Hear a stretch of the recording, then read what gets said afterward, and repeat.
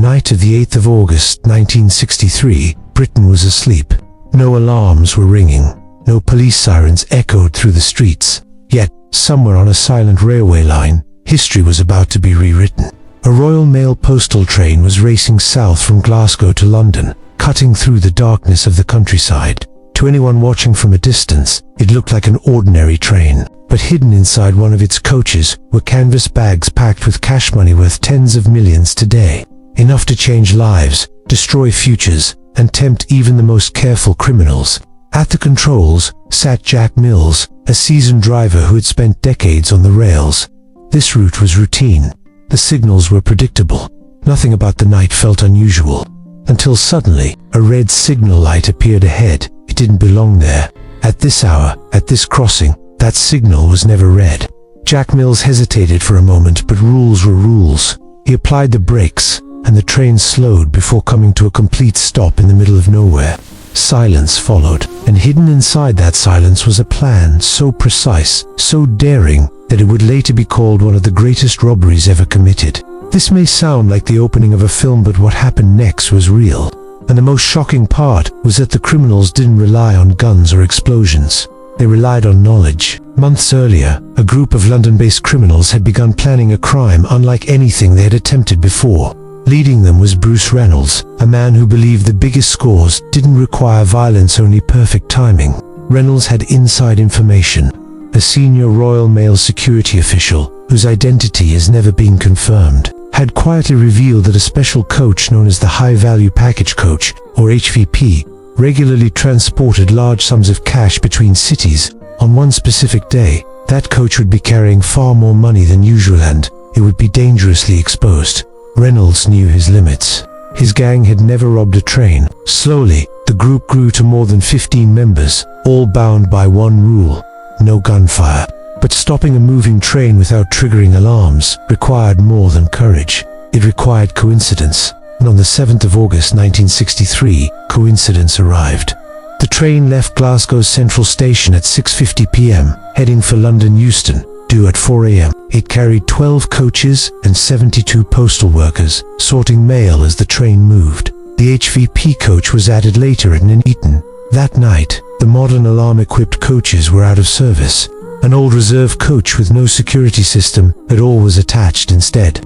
Normally, it carried around £300,000, but because of a bank holiday weekend, it now carried nearly £3 million. For the men hiding near the tracks, this wasn't luck. This was the moment everything depended on. And as the train disappeared into the night, they prepared to stop it. At around 3 a.m, near a deserted railway crossing, one man stepped out of the darkness. He approached the signal box calmly, blocked the green light with a glove, and powered the red light using a simple battery. A fake signal, a dangerous one.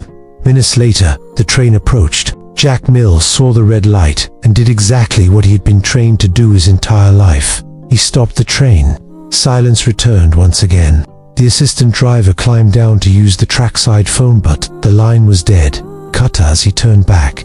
Figures rushed out of the bushes and overpowered him. At the same time, men climbed onto the engine from both sides.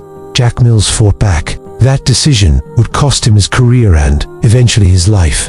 He was struck on the head and collapsed unconscious at the controls. As chaos erupted in the engine, other gang members quietly uncoupled the first two coaches from the rest of the train. Their destination was a bridge less than 1 kilometer away. Below it, a truck waited. A retired train driver had been brought along, but when he saw the unfamiliar controls, panic took over. There was only one option left. Jack Mills was revived. Injured, disoriented, bleeding. He was forced to drive. The train moved forward and stopped on the bridge. Inside the HVP coach were 5 postal workers. They were dragged out, beaten, tied face down, and threatened into silence. Inside the coach were 128 bags of cash, weighing more than 2 tons. The robbers had 15 minutes. A human chain formed. Bag after bag was passed down into the truck below. Sweat, panic, and pressure filled the air. Time was running out. In the end, 120 bags were loaded. 8 were left behind. It was enough. Before leaving, a final warning was delivered. Do not move for 30 minutes. Then the engine started, and the night swallowed them whole. 45 minutes later, The gang reached a remote farmhouse hideout. Police chatter crackled through a radio. For a moment, it felt like they had won. They celebrated. They drank. They even played games using real money. But while they celebrated, the country was waking up. Roadblocks appeared across southern England. Helicopters filled the skies. A nationwide manhunt began. And then came the mistake the kind criminals always make when confidence turns into carelessness. Evidence was left behind. Fingerprints, objects touched.